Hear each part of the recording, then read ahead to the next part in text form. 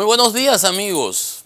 Francisco Antonio Méndez y el programa Economía y Mercado les saludan hoy, 26 de diciembre del 2023, martes. Yo estaba confundidísimo, se me enredaron las fechas ahí. Ayer pensaba que seguíamos la fiesta, wow, el asueto. Bueno, hoy es martes, 23 grados Celsius aquí en el Distrito Nacional, una temperatura bastante agradable. Por fin estas aguas amainaron, se separaron, ¿verdad? Y las navidades, bueno, hoy es 26, hoy está de cumpleaños el presidente Leonel Fernández. Veía ahí que cumplía 70 diciembres. Felicidades y bueno, éxitos.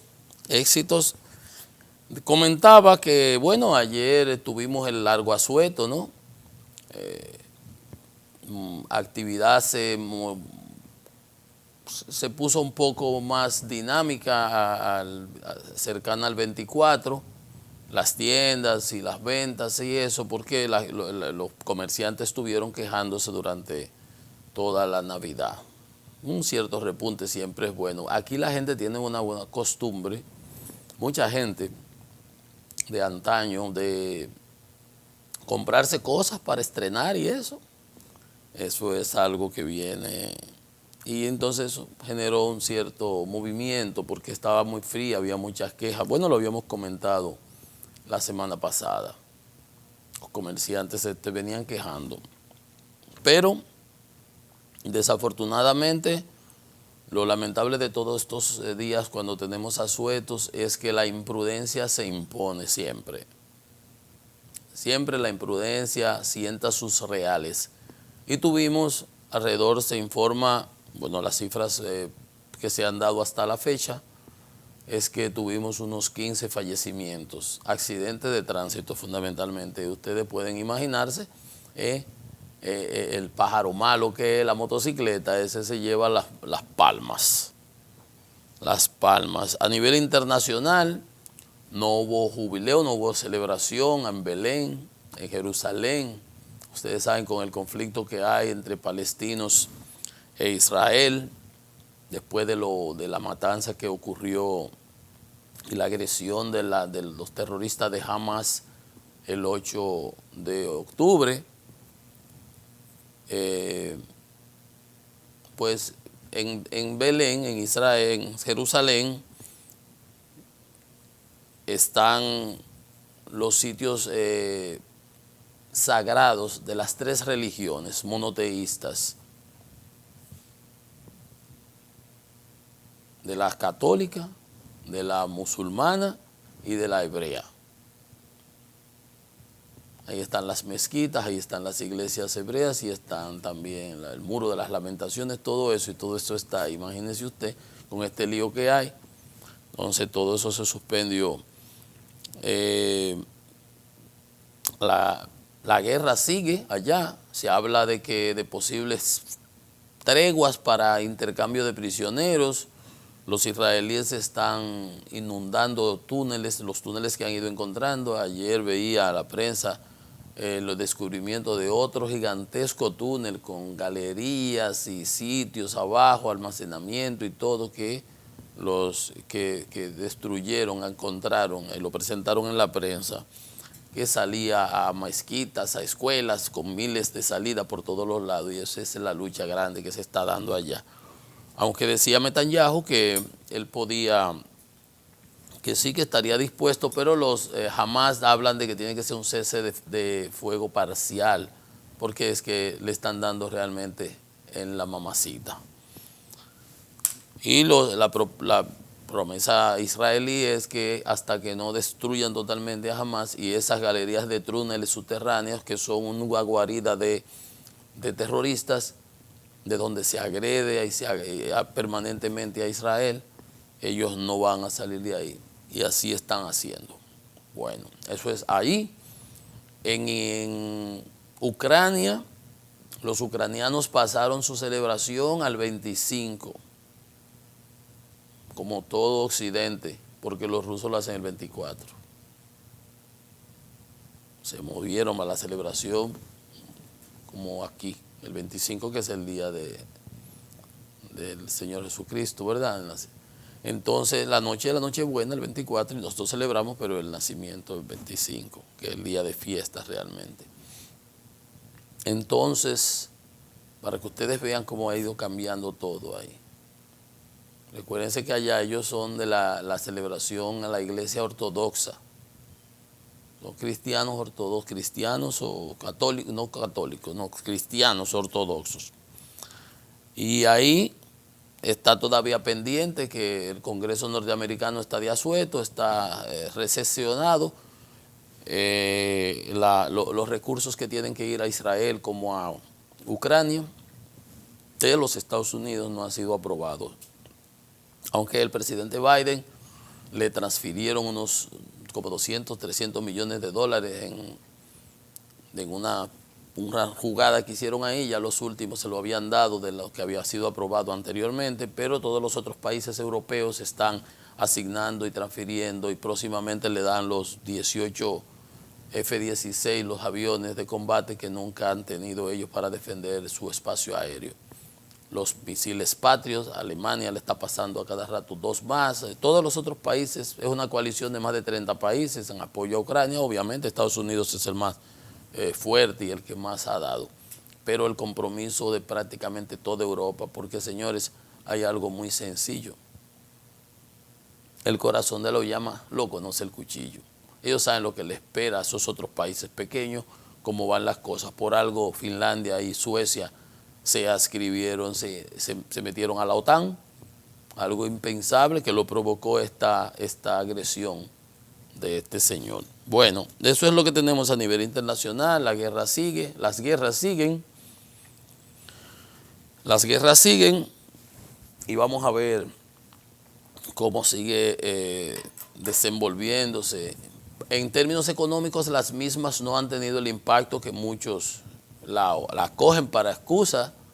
La guerra de Ucrania, subieron el precio del trigo para esos países que dependen mucho del trigo, de Asia y del África. Por aquí nosotros compramos, aquí Estados Unidos, Argentina, y el precio internacional, pero no fue una cosa tampoco así. Entonces no ha habido ese impacto. A los primeros días, recuérdense, los primeros meses, el petróleo se encampanó altísimo y ahora mismo está rondando los $70 el barril, 70 y tantos. A ver qué les digo inmediatamente, ahora mismo en tiempo real está en $74 en la bolsa mercantil de Nueva York. Abrieron, ahí está, en el NYMEX.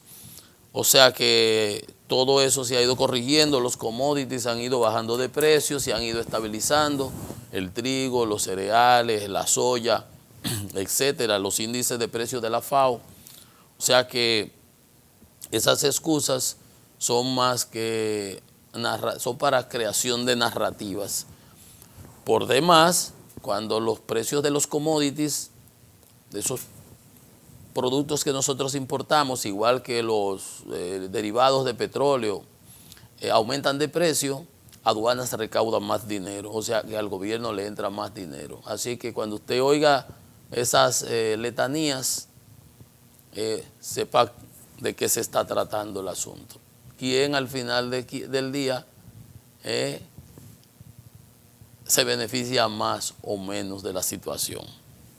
Use su cabeza para pensar. Pues bien, vamos a ver qué nos traen las prensas en el día de hoy. Estamos en la semana previa al cierre del año, muchas informaciones de comparaciones, las principales noticias, que fue lo más trascendente, etcétera, etcétera.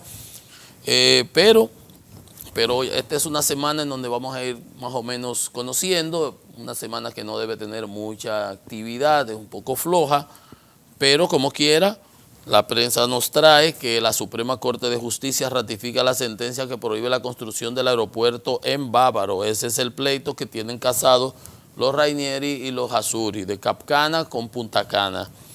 La Suprema Corte ratifica la parálisis, dice el Ejecutivo se excedió en el decreto.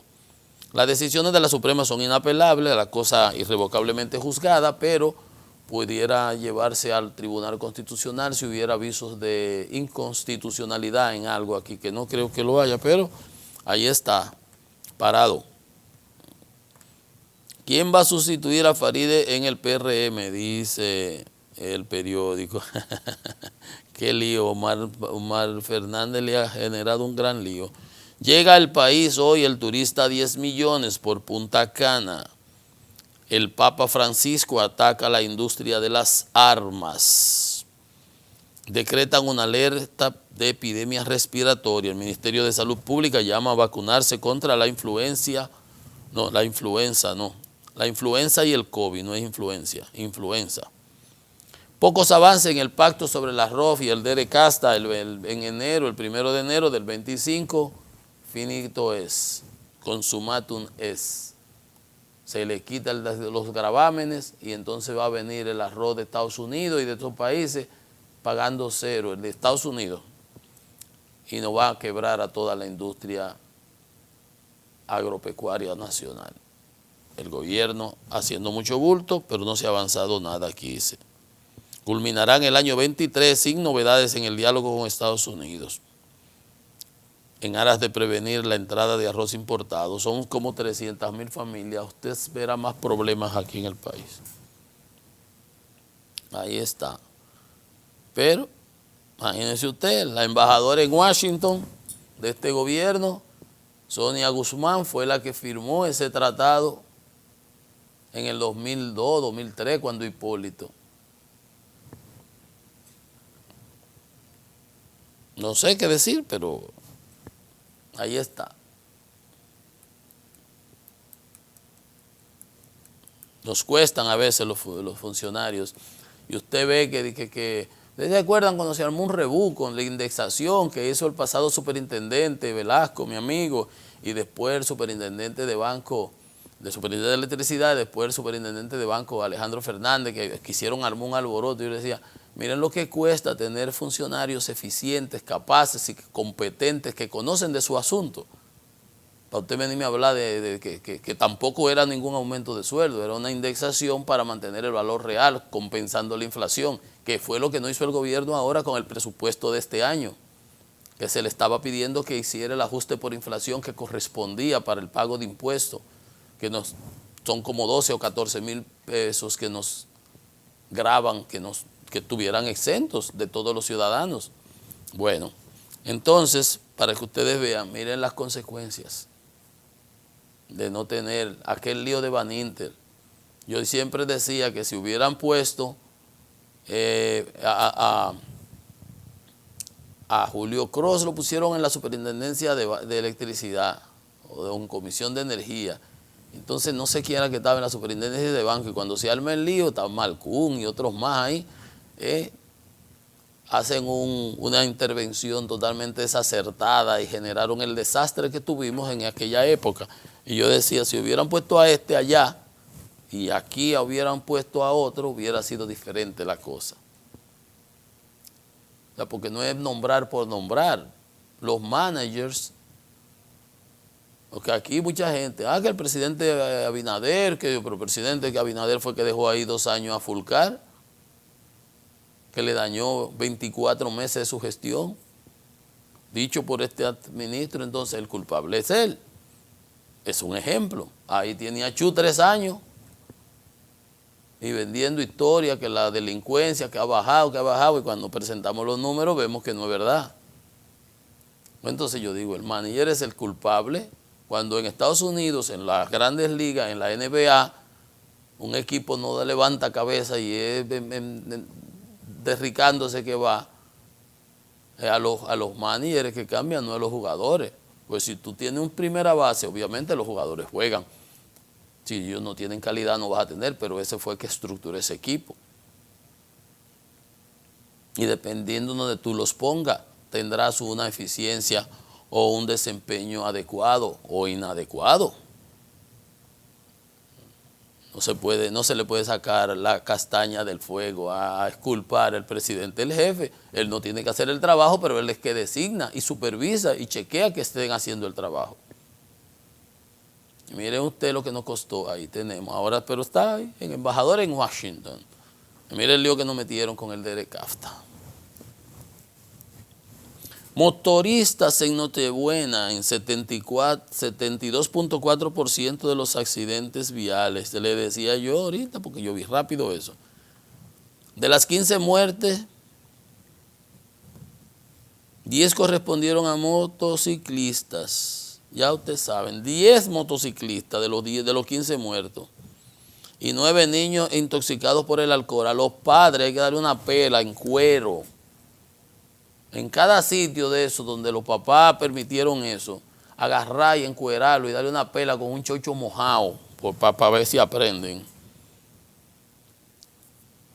Crean casa inteligente para los discapacitados. Abogado dice nueva sentencia de la Suprema ratifica la ilegalidad del aeropuerto. Claro. Leonel Fernández celebra hoy su cumpleaños 70. El Papa llama a frenar fenómeno de migraciones en América. ¿Qué quiere decir el Papa? El Papa sale con una clase cosa. Mario Bergoglio, Papa Francisco, pidió a los gobernantes del continente que se ocupen de resolver la desigualdad. Eso está muy bien, eso está correcto para evitar que tengan que irse de un sitio a otro. Pero no me quieran mandar que yo cargue con los problemas de otros, que es lo que pasa con el caso haitiano. Miren, señores, ustedes, aquí el que hablaba mucho de eso era Peña Gómez, el doctor José Francisco Peña Gómez, que tenía a los amigos de la Internacional Socialista y fue el primer internacionalista, sí, que uno, ¿verdad? El país vivía casi un ostracismo y Peña Gómez hablaba de Mitterrand, su amigo Mitterrand, que era su amigo, Olof Palme, allá en Suecia, que fue un ministro, el primer ministro que lo asesinó un loco que andaba en su bicicleta, allá países están desarrollados, nórdicos. Entonces esos países, ustedes conocen Suecia, han oído hablar de Finlandia, que tiene uno de los mejores sistemas educativos. Y Suecia es un país muy desarrollado. Los países nórdicos son una especie de socialismos capitalistas. Socialismos en el sentido de que tú lo tienes todo, prácticamente. Se paga una alta tasa impositiva, 40% y así, de impuestos sobre la renta, más todas las otras cosas que se pagan, pero el Estado está fundamentado en eso que se conoce como el estado de bienestar, el welfare. Entonces son Suecia, Finlandia, Noruega, ustedes conocen, yo conozco de muchachito el bacalao noruego, ¿se acuerdan? Ajá, Suecia, Finlandia, Noruega, Islandia, que ahora mismo hay un volcán en erupción por allá arriba, eso queda ahí casi en el polo, y Dinamarca, que es una isla grandísima, muy desarrollada, muy desarrollados todos. Y ese estado de benefactor, de estado de bienestar, usted desde que nace tiene acceso a la educación en todos los niveles, salud, vivienda, etcétera, etcétera. Usted lo tiene todo ahí, que de hecho muchas de las cosas que decían que ahí la gente tiene tantas que no tiene que preocuparse y que hay muchas tasas de suicidio. Eso se decía en alguna ocasión. Esos países en los 80, 70 y etcétera, con una gran apertura siempre dieron cabida a los inmigrantes. Ahora están cerrando por los problemas que le está generando. Suecia tiene un problema de bandas, fundamentalmente de inmigrantes, porque esa gente nunca se ha integrado a lo mismo está pasando en Dinamarca, están prohibiendo hasta que, destruyendo residencias públicas para evitar que hayan personas, porque en esos sitios la gente ni trabaja, porque entonces trabajar, como no tienen preparación, no son como los habitantes de allá que tienen una alta educación y tienen un buen salario y el Estado le puede quitar mucho porque ellos ganan mucho y por eso le da esos grandes servicios y ese estado de bienestar. Entonces estos inmigrantes con baja preparación, poca educación, viven en esas casas públicas, acceden a todos los servicios, aportan muy poco al fisco, a diferencia de los, digamos, suecos, de los daneses, de los finlandeses, de los noruegos, y eso ha generado un problema. Entonces, esas bandas, Suecia tiene un problema, pero enormísimo. y Dinamarca está tomando las medidas anti-inmigrantes, cero inmigración. Y ese tipo de cosas ya está desvolviéndolo. Los que vinieron de Siria por problemas de la inseguridad, dije, ya tu país está seguro, váyase para allá, y le están hasta dando dinero para que se vayan. Para que usted vea, porque como le decía ahorita, es que el corazón de la Uyama nada más lo conoce el cuchillo. Se pusieron con esas aperturas, esa gente nunca se ha integrado, porque ellos, a diferencia de nosotros, por ejemplo, son islámicos. Viven en su submundo. En Londres hay un barrio que se llama Leicester, que solamente viven musulmanes. Y ahora se están peleando los musulmanes con los hindúes, siendo provenientes de la India, porque allí en la India tienen esos problemas y los transfieren allá. Imagínense ustedes, es lo que les digo. Por ejemplo, esa ley anti-gueto.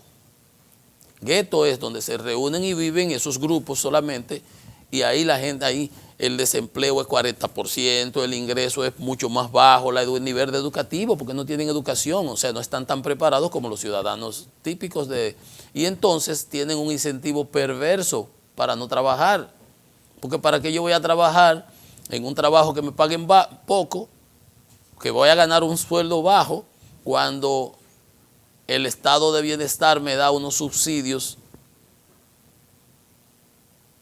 que no me incentiva el trabajo, a diferencia de los suecos. En esos países tú ni siquiera, tú no pagas ni los autobuses, todo el mundo compra su ticket y nadie se atreve a robarse nada de eso. O sea, un otro nivel, y esta gente llegan con una cultura diferente y le está generando un gran problema. Entonces el Papa habla de frenar los fenómenos de las migraciones, porque realmente están generando muchos problemas. Esa desigualdad de los países hace que se vayan a otros, pero los otros no quieren cargar con eso. Y esas experiencias que estamos viendo en los países nórdicos de un gran desarrollo están tomando unas decisiones muy radicales con relación a la inmigración. Lo está haciendo Italia, lo está haciendo Francia, lo está haciendo Alemania, Inglaterra.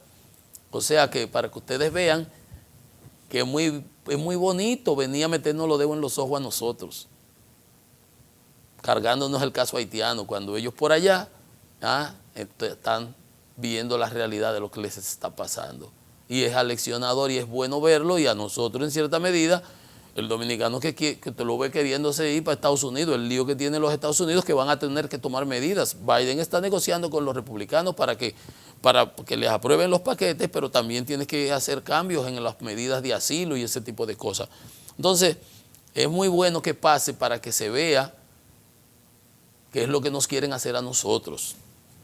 Y nosotros que estamos llenos de pro-haitianos aquí, también nos pongamos las pilas.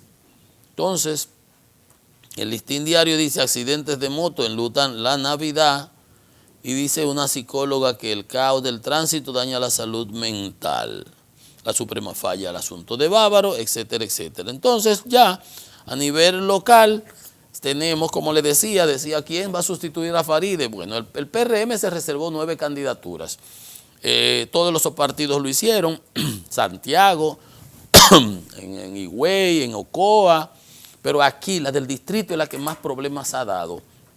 Y el punto es que ya Faride dijo que ya no iba, la destutanaron, la bajaron de ahí, y se habla de que es Guillermo Moreno, un hombre que ha ido como a 10 elecciones y no ha sacado ni un 1%. Hubo una encuesta una vez, como esas encuestas, por eso le digo, cójanlo con pinza, que le pusieron 20% a Guillermo Moreno en una de acá, Ludesa, porque se lo restaban a otros, que le convenía entonces a quien, ustedes saben, el organillero que mueve las cositas ahí. Entonces, después, porque mientras pase mucho tiempo, tú puedes ir corrigiendo. Después tuvieron que corregir todo eso. ¿De dónde Guillermo Moreno? Ni prestado que lo cogiera. Sacó un 1%. Pero ese es el que parece ser que el PRM va a llevar en el distrito. Tiene problemas en Santiago, no se sabe cuál es. En Barahona lleva un tal Santana, un Trajano. En Higüey parece que será Cholitín, el que fue el síndico actual, que quería ser síndico y lo quitaron de ahí. Pero bueno, así están en sentido general ya las candidaturas, las alcaldías ya están, ¿verdad? Pero como los senadores tienen todavía un cierto plazo, ahí están. Pero básicamente el problema del PRM lo tiene con el distrito. Ya quitaron a Faride, ahora se dice que va a ser Moreno. Y todo eso es fruto de la candidatura, de los problemas que le ha generado la candidatura de Omar Fernández al oficialismo, apoyado por la coalición de partidos de Alianza Rescate. Vamos a ver cómo queda todo eso. Ya ustedes saben que en otros sitios también hubo reserva, pero fundamentalmente esa es la que más ha dado agua a beber y comentarios y ese tipo de cosas. Pero que indiscutiblemente por la trascendencia que tiene la misma, ¿no? El Distrito Nacional tiene alrededor de 900,000 votos, 1,000,000 cerca por ahí. El Santo Domingo Este es que tiene casi 3 millones. O sea, entre los dos tienen como 3.5 millones, algo así. Es trascendental, es importante. Además, la capital es la capital, ¿no? Distrito, Santo Domingo Este, Oeste y el Norte, ¿verdad? El Gran Santo Domingo y Santiago son realmente donde está el peso específico fundamental. Después le sigue San Cristóbal por nivel, ¿verdad? Por cantidad de votantes, Las Vegas, etcétera. Pues miren, el asunto que estábamos comentando de la Suprema Corte y el Aeropuerto Internacional del Bávaro, entre el conflicto que hay entre esos grupos empresariales, el grupo Rainier y el grupo Azuri, que son los que controlan la zona allá del este del país, básicamente, Capcana, Punta Cana. Entonces, ya ahí la tercera sala rechazó el recurso de casación que había sometido, argumentando que se había argumentado que era lesivo a los intereses colectivos. Había fallado ya la segunda sala del Tribunal Superior Administrativo. Entonces, básicamente, eso vendría a ser como ya la cosa irrevocablemente juzgada. No habrá aeropuerto. Entonces, ¿cuál era el argumento que habían dado los que objetaban, los que propugnan por el aeropuerto en esa zona de Bávaro? Que el magistrado Moisés Ferrer no había firmado la decisión porque estaba de vacaciones y que Rafael Vázquez, otro juez, no la firmó porque se inhibió. Pero el tribunal acaba de ratificar la sentencia que había dado el tribunal y le impide a los patrocinadores desarrollar ese proyecto que tenía una compañía como que mexicana, Grupo Abricia creo que era, que estaban estos días ahí. Entonces, los argumentos son que hubo corrupción, que no hubo competencia, que se violó todos los procedimientos para otorgar una concesión de ese tipo y que el decreto en el periodo de transición sobre valor que se emitió como que se excedía.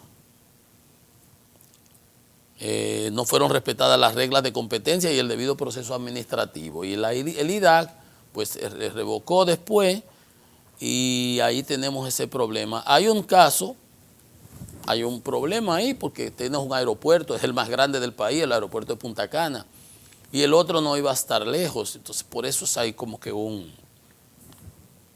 había un problema, pero realmente ahí hay un problema de intereses. Usted ve ahora con la Aerodón, el gobierno sancochó lo pasó aprobado con la mayoría mecánica que tiene en el Congreso. A nadie pudo detenerlo. Las quejas, se le habló de licitación, se ha dado miles de excusas, se han buscado artillería pesada para que opinen, datos. Si tú oyes los opinadores, dice, pero estos son opinadores porque están hablando como que de fuera o porque fueron parte del proceso. Más se parece que fueron partes del proceso, pero todo el mundo tiene su derecho a opinar, ¿no? Nosotros entendíamos y entendemos que no se hizo con la transparencia adecuada. Primero se pasó una ley para tapar eso y hubo un comentarista, un analista que decía que hemos añadido valor porque creamos una ley. No, perdón, iba a decir una palabra muy fea. No fuña la paciencia. ¿Cómo que hemos añadido valor? Ha hecho una ley para taparlo, para que todos los, y no solamente va a ser de Aerodón, porque con esa ley se pueden revisar todas las otras cosas violando la 340, o sea, por encima de la ley 340 que se estableció en el 2006.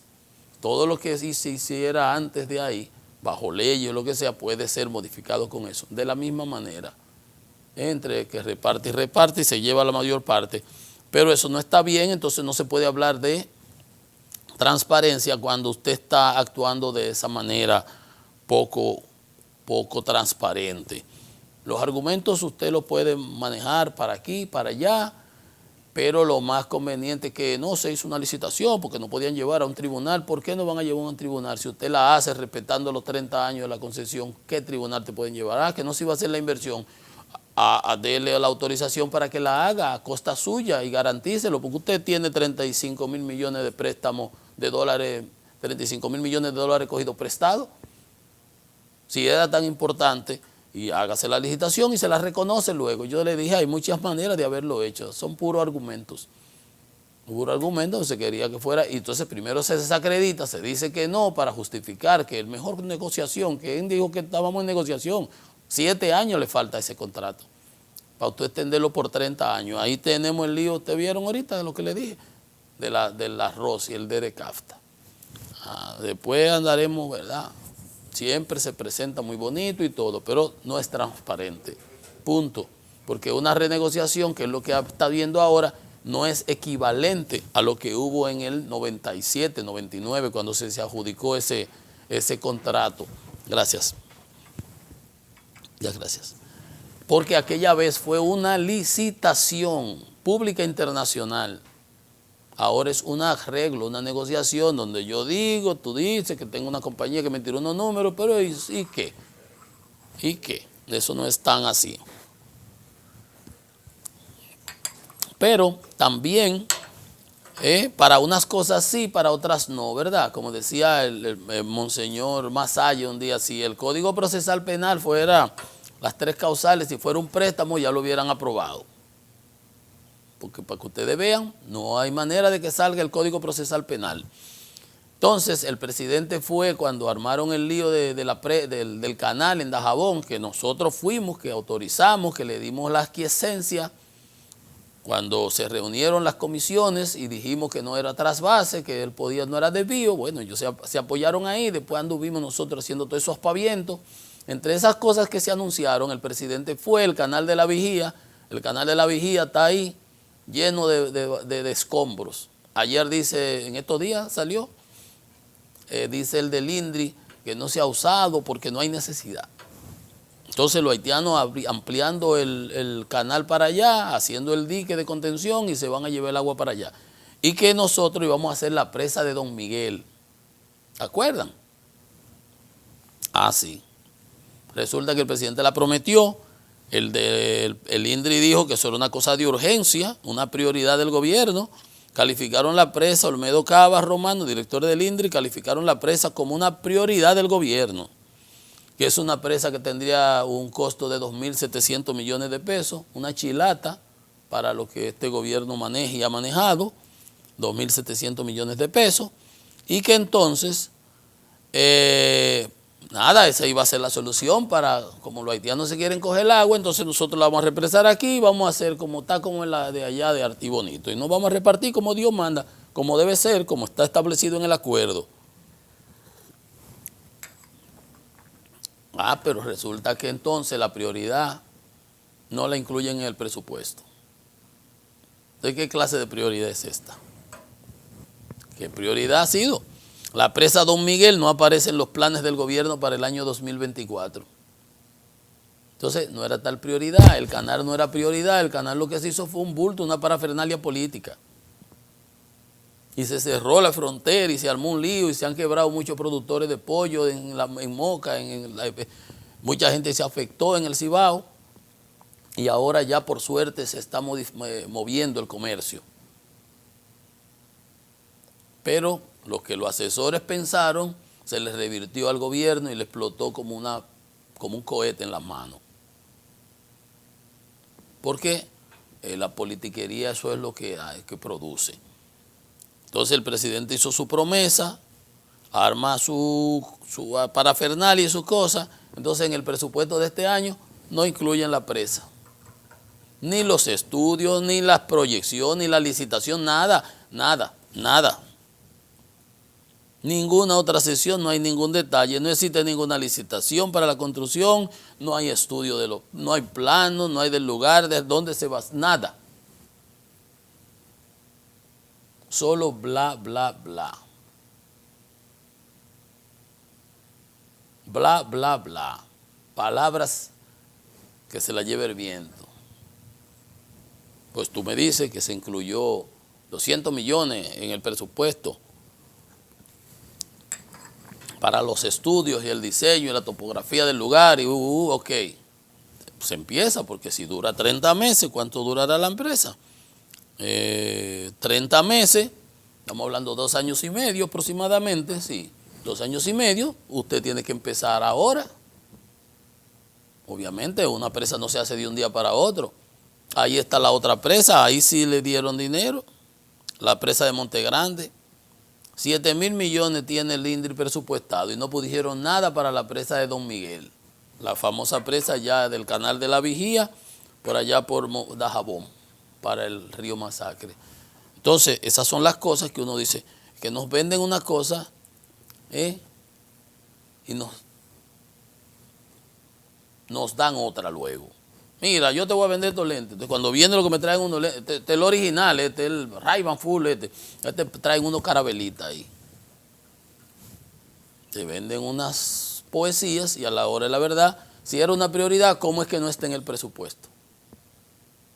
Ah, pero tenemos 8.000 millones para publicidad denunciados por Participación Ciudadana. No publicidad institucional, propaganda política, politiquera, electoral. Cuando realmente tú te anotas un virao, tú te pones un punto mejor haciendo una gran labor y una gran labor eficiente. Pero estamos en crear percepción y opinión. Bueno, perfecto. Hacemos una pausa. Estamos en Economía y Mercado.